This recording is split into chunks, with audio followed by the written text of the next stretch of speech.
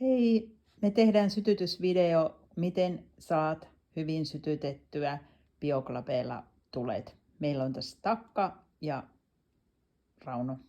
Aletaanpa hommi.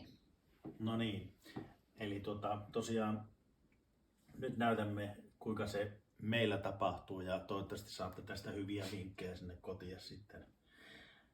Eli Ensin on pelti avattu ja pelti auki ja jopa kesäpelti, niin se lähtee palamaan.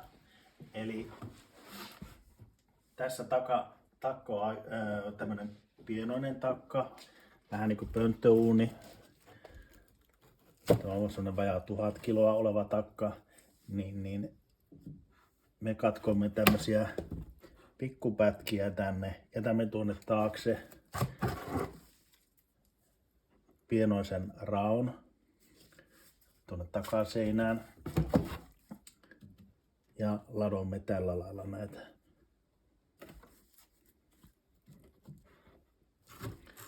Eli nyt siellä on 2 brikettiä laitettu.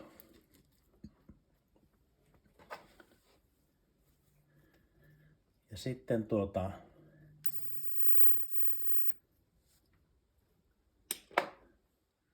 sytytämme sen niin, että panemme sytytyspalan tuonne.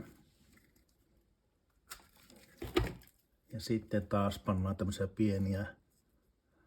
pieniä palasia tähän ympärille.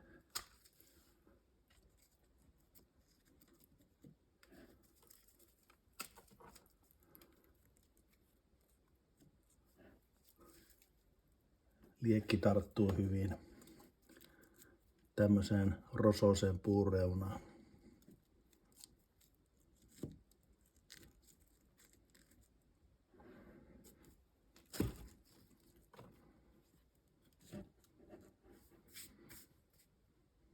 Siinä se.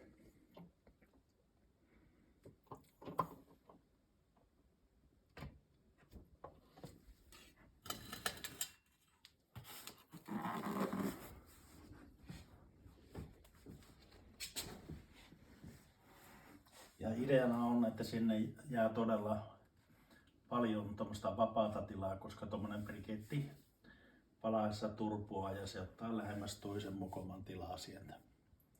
Mutta tällä lailla poltettuna, laitettuna, niin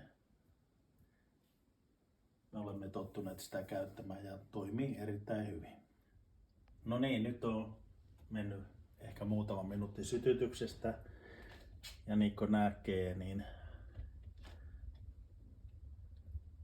liekki on jo ihan mukavan korkea ja alkaa kohta lämmittämäänkin, vaikka todella se ei ole vielä täyteen niin kuin vauhtiin päässyt. Nyt on kulunut semmonen reilu vajaa 10 minuuttia sytytyksestä ja siellä on todella mukava lämmittävä liekki. Ja nytten huolehditaan, että voitte lähteä vähän rajoittamaan vetoa, jos se tuntuu, että se on liian kova. Mutta uunista pitää kuulla pieni humina. Ja tuommoinen kauniin keltainen liekki kertoo se, että se palaa todella hyvällä lämmittävällä liekillä.